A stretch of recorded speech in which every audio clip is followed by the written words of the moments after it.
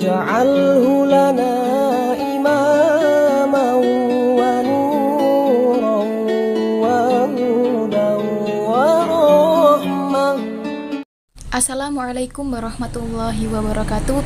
Di sini kami dari kelompok 1 akan memaparkan tentang keutamaan belajar dan mengajar Al-Quran, di mana di dalamnya mencakup 4 pembahasan. Yang pertama, keutamaan belajar Al-Quran. Yang kedua, keutamaan mengajar Al-Quran. Yang ketiga, keutamaan membaca Al-Quran.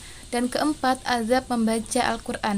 Assalamualaikum warahmatullahi wabarakatuh. Saya Etika Dewi Mulyani T 2018-1156. Di sini saya akan menjelaskan tentang keutamaan belajar dan mengajar Al-Quran.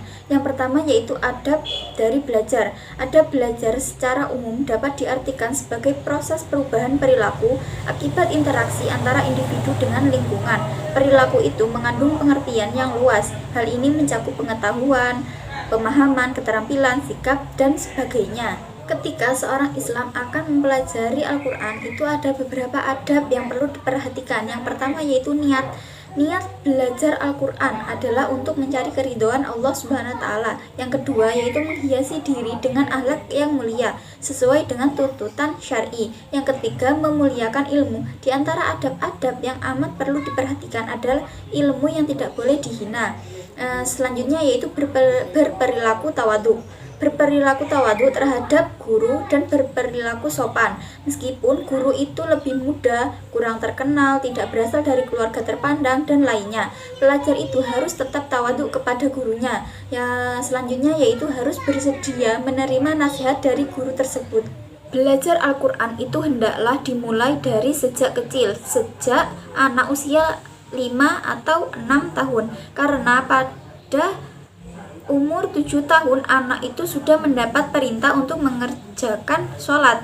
Nah, adapun tahapan bagi seorang anak untuk mempelajari Al-Quran itu ada 3 tahapan. Yang pertama yaitu tingkat mempelajari membaca Al-Quran dengan baik. Hendaknya sudah merata dilaksanakan sehingga tidak ada lagi orang yang buta huruf Al-Quran di kalangan masyarakat Islam ini. Batas untuk mempelajari Al-Quran itu tidak ada batasnya kecuali bila seseorang itu sudah di liang kubur. Pada tingkat yang kedua yaitu mempelajari arti dan maksud yang terkandung di dalam Al-Quran.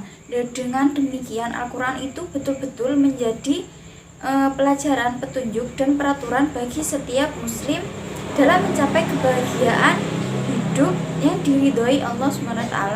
Selain mempelajari cara membaca serta memahami arti dan maksud yang terkandung di dalam Al-Quran, yang terpenting adalah mengajarkannya. Jadi belajar dan mengajar itu merupakan 2 tugas yang mulia dan juga suci yang tidak dapat dipisah-pisahkan.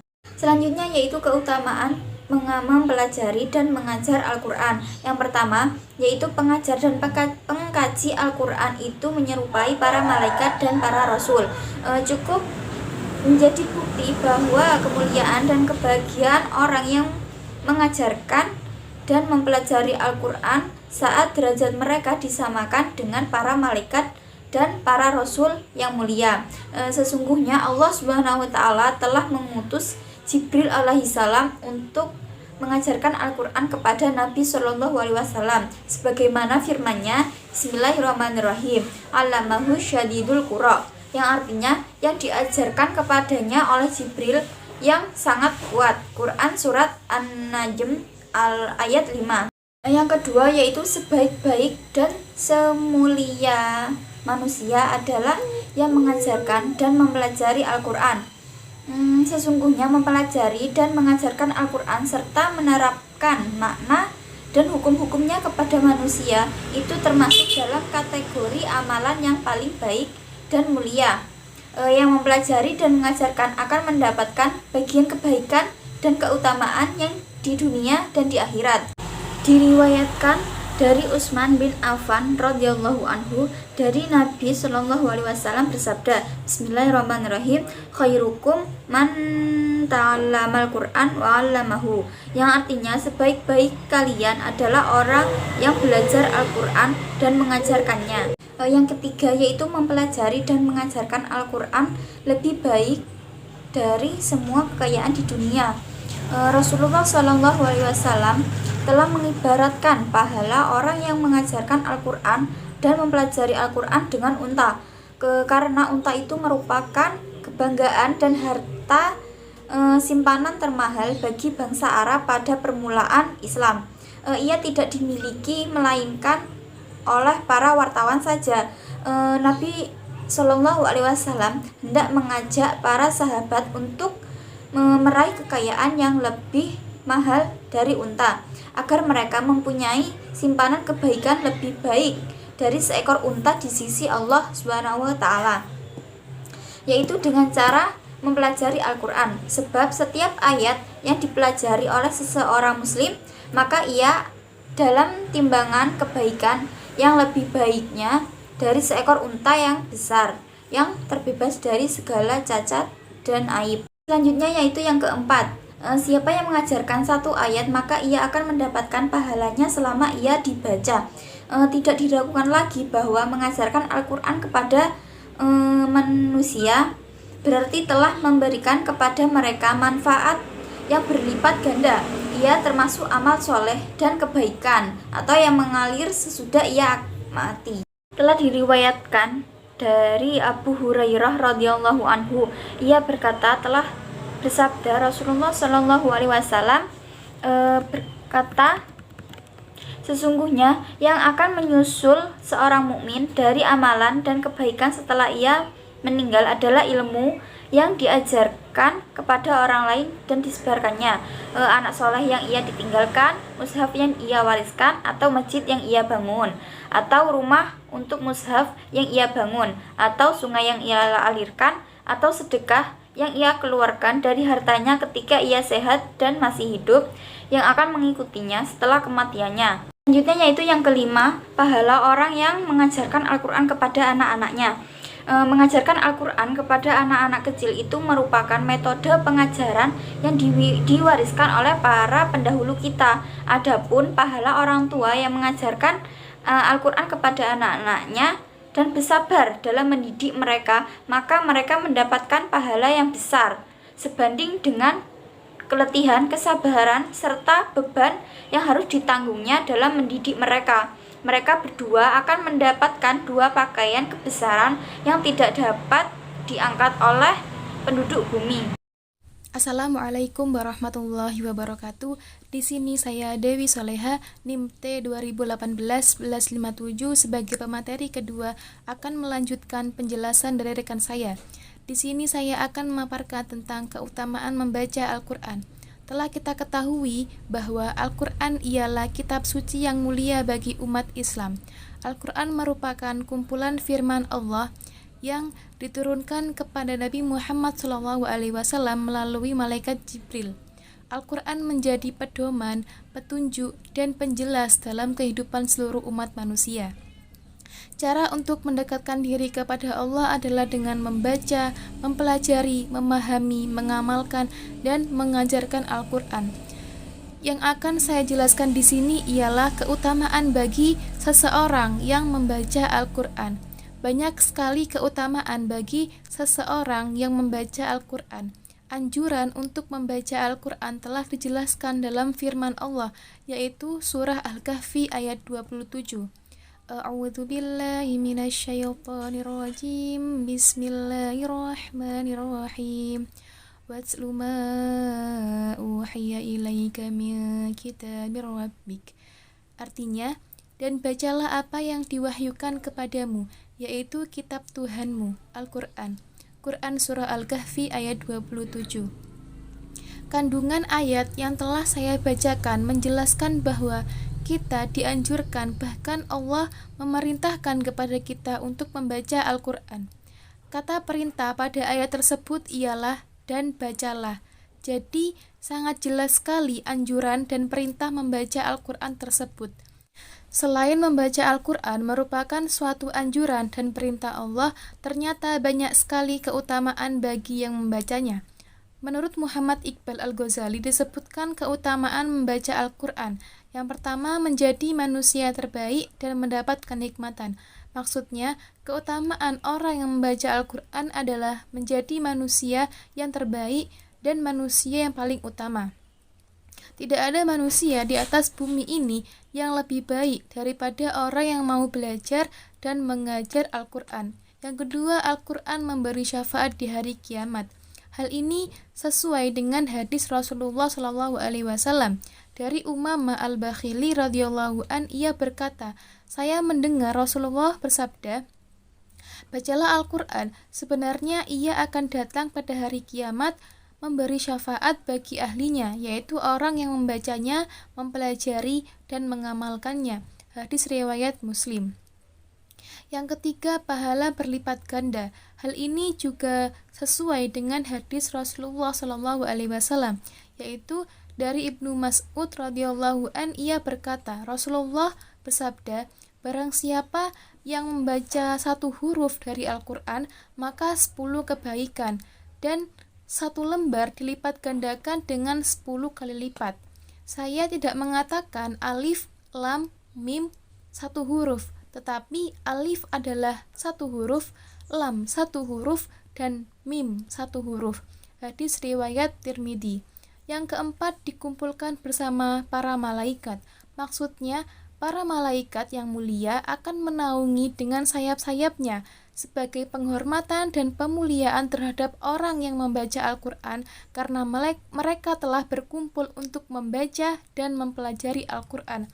Hal ini sesuai dengan hadis Rasulullah SAW, yaitu dari Aisyah radhiyallahu an, ia berkata, Nabi Muhammad bersabda, orang yang membaca Al-Quran dan ia mahir dalam membacanya, maka ia dikumpulkan bersama para malaikat yang mulia dan berbakti. Sedangkan orang yang membaca Al-Quran dan ia masih terbata-bata dan merasa berat dalam membacanya, maka ia akan mendapat 2 pahala. Hadis riwayat muttafaqun alaih. Menurut Syarifuddin, keutamaan membaca Al-Quran yaitu yang pertama, mendapat nilai ibadah. Yang kedua, terapi jiwa yang gundah. Maksudnya, membaca Al-Quran dapat menenteramkan jiwa dan mendapatkan ketenangan hati. Jadi misalnya, ketika kita sedang gelisah atau mendapat satu masalah, cobalah untuk membaca Al-Quran. Insya Allah, kegelisahan tersebut akan terobati. Menjadi nur di dunia sekaligus menjadi simpanan di akhirat dan menjadi pembimbing manusia. Maksudnya, Al-Quran membawa cahaya terang untuk mengeluarkan manusia dari kegelapan. Al-Quran juga memberi penjelasan dan bimbingan yang lurus sebagai kabar gembira bagi orang yang beriman dan beramal sholih. Kita mendapat keberkahan Al-Quran. Maksudnya, setiap orang yang membaca Al-Quran, baik dengan hafalan maupun melihat mushaf, akan membawa kebaikan atau keberkahan dalam hidupnya. Sebagai penawar dan rahmat, maksudnya Al-Quran dapat dijadikan sebagai terapi penyembuhan dari berbagai penyakit dengan menggunakan ayat-ayat atau doa-doa yang digunakan bagi umat muslim. Hal ini sesuai dengan firman Allah, yaitu A'udzubillahi minasyaitonirrajim. Bismillahirrahmanirrahim. Wa nunazzilu minal Qur'ani ma huwa shifaa'un wa rahmatul lil mu'minin wa la yazidudz zalimina illa khasara. Artinya, dan kami turunkan dari Al-Quran suatu yang menjadi penawar dan rahmat bagi orang-orang yang beriman, dan Al-Quran itu tidaklah menambah kepada orang-orang yang zalim selain kerugian. Quran Surah Al-Isra ayat 82. Petunjuk ke jalan yang baik. Jadi, Al-Quran adalah kitab penjelasan yang menjadi pemisah antara hak dan batil. Cukup sekian penjelasan yang dapat saya sampaikan. Mohon maaf apabila ada salah kata. Semoga bermanfaat. Selanjutnya akan dijelaskan oleh rekan saya, yaitu pemateri ketiga. Assalamualaikum warahmatullahi wabarakatuh. Perkenalkan, nama saya Indah Quratul Ayun, NIM T 2018-1193. Di sini saya akan menjelaskan tentang adab membaca Al-Quran. Adab sendiri menurut Al-Atas yaitu berasal dari bahasa Arab dari kata adaba yu'addibu ta'dib, yang berarti mendidik atau pendidikan.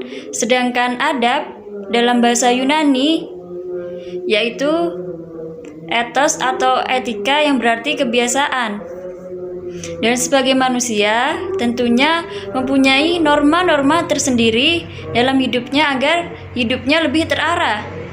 Salah satu norma yang perlu kita perhatikan dalam kehidupan kita yaitu saat kita berinteraksi dengan kalam Allah, yaitu Al-Quran Al-Karim, dengan membaca dan menghafalkannya. Adapun beberapa adab membaca Al-Quran menurut Imam Nawawi, yaitu yang pertama ikhlas.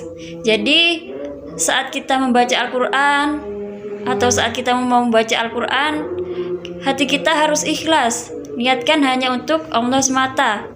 Yang selanjutnya, saat kita sebelum membaca Al-Quran, kita harus membiasakan membersihkan mulut. Bisa membersihkan mulut dengan memakai dengan kayu atau bisa menggunakan kain kasar atau abu garam. Selanjutnya yaitu kita harus dalam kondisi suci. Jadi saat kita mau membaca Al-Quran, kita harus dalam kondisi suci, baik suci hatinya, suci tempatnya, ataupun suci pakaiannya. Yang selanjutnya yaitu menghadap kiblat. Jadi saat kita membaca Al-Quran, kita diharuskan menghadap kiblat. Selanjutnya yaitu memulai qiraah dengan ta'awudz. Selanjutnya membiasakan mengawali setiap surah dengan basmalah selain surat At-Taubah. Jadi kita harus membiasakan membaca basmalah di awal surat kecuali surat At-Taubah, baik saat sholat maupun di luar sholat. Yang selanjutnya membaca dengan tartil. Jadi kita dianjurkan saat membaca Al-Quran, kita dianjurkan untuk membaca dengan tartil dan membagus-baguskan suara. Selanjutnya, tidak dibolehkan membaca Al-Quran dengan bahasa selain bahasa Arab. Jadi meskipun kita sudah tahu artinya Al-Quran, maupun kita sudah mahir dalam bahasa Arab, kita tahu artinya, kita tidak diperbolehkan untuk membaca Al-Quran selain bahasa Arab. Yang selanjutnya, membaca Al-Quran sesuai urutan mushaf. Itu pula dalam sholat kita dianjurkan untuk membaca Al-Quran sesuai urutan mushaf. Mungkin cukup itu saja yang bisa saya sampaikan, kurang lebihnya saya mohon maaf. Sekian pemaparan dari kami sebagai kelompok 1 tentang keutamaan belajar dan mengajar Al-Quran.